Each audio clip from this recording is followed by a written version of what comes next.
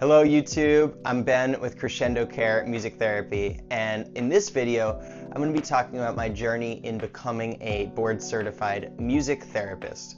So for those who don't know, a board-certified music therapist is someone who has gone to an accredited university, so either a bachelor's or a master's degree, specifically in music therapy, and then takes a 6-month internship and then at the end passes a board exam. I actually have right here my results of my exam. I framed it in my room because it took me 3 times to pass the exam, but I did pass, so yay. All right, so I was actually going to be a music business major. This was my original plan.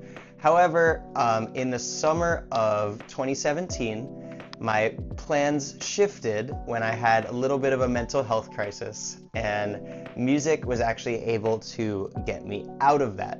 Music was the thing that kind of got me back oriented with reality. It had always been a big part of my life, but in that moment it was something that really brought me back because I was a little bit all over the place in my head, as you will.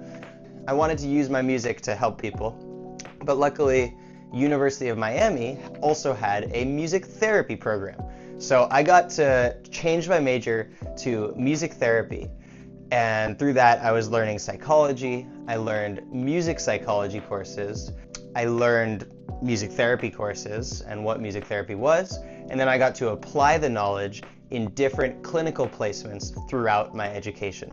So in these clinical placements, I first was with children in a Head Start program in a school. Then after that, I was in a private education for kids with intellectual and developmental disabilities, right? So we had kids with autism primarily, but we also had kids with cerebral palsy, as well as some other developmental disabilities. After that, I did Children's Hospital in a gastrointestinal unit. I was going one-on-one in the patient's rooms and providing music therapy services there. And then my 4th practicum was actually online because it was during COVID. So I worked with cancer patients, people that were survivors of cancer or currently had cancer, right? And that was online. So I learned how to facilitate online through that. And then I did group sessions in an inpatient psychiatric unit for adolescents. This is like why I got into the field, was for the psychiatric work, and that was really cool. The one thing that was really hard was that there were 4-year-olds to 17-year-olds. Like, it was this huge age range. Actually, maybe even a 3-year-old one time. Maybe not, actually. I don't remember. But very young to much older, right? And I had this challenge of like, what music do I do? How do we make it engaging for the kiddos? And honestly, it should have been in 2 separate groups. But nonetheless, it was a great experience and still had some very successful sessions, right? So then following this is like step 1, the education, which includes the 5 clinical practicums. But then moving on to step 2, the next part was really the 6-month internship. So music therapists, before they get credentialed, undergo a 6-month internship. So there was this one particular supervisor that I really wanted to work. I actually saw a podcast that he was doing, and I thought what he was doing was really interesting. So I was willing to work with a population that like wasn't set on working with in my music therapy career, but I was willing to work with a different population of people, just literally so I could have this mentorship from this guy.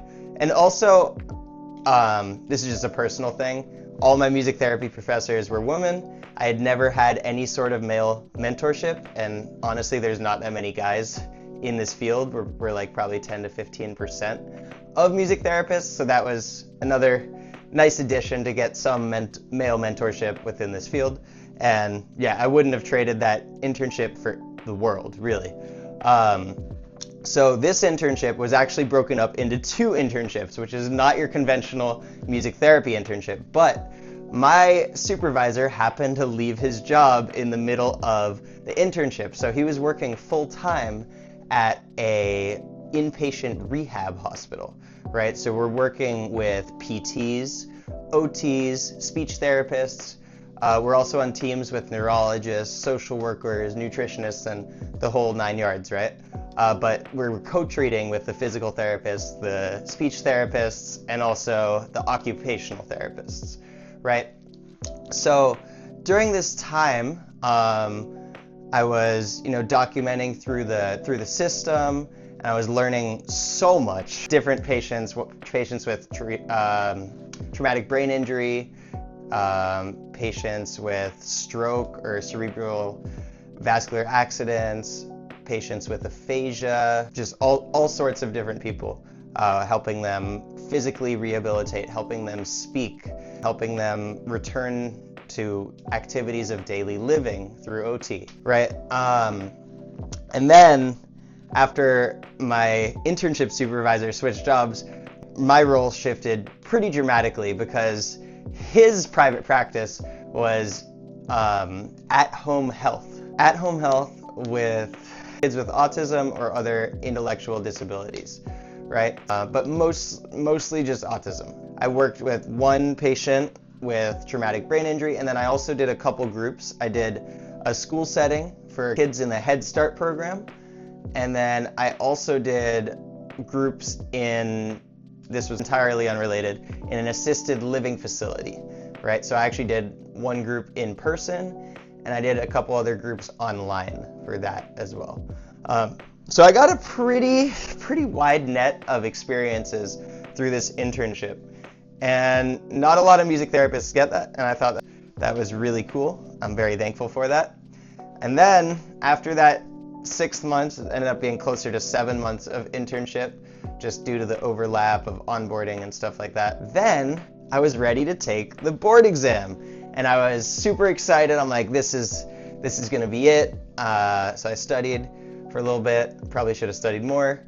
And I failed by like 3 points on my first time, and I was so upset because I was like envisioning myself already having the credential.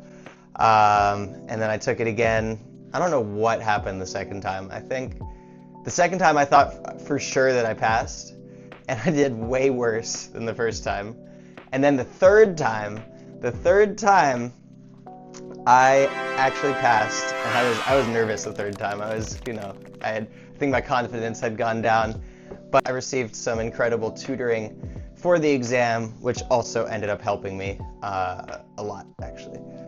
So yeah, but during this time, I've been working for a year, since January. Kind of got caught in this trap so I was working with kids with autism, and through the internship, right? And then because of that, the only jobs that would hire me were kids with autism.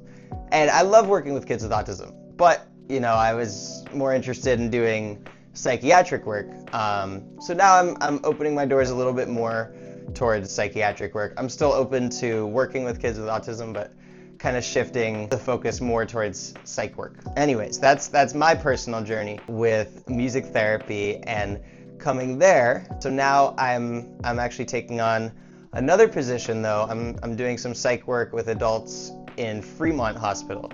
So I'm excited for that. I'm starting that up next month. And yeah, trying to build some contracts as well for other adult or adolescent psych groups.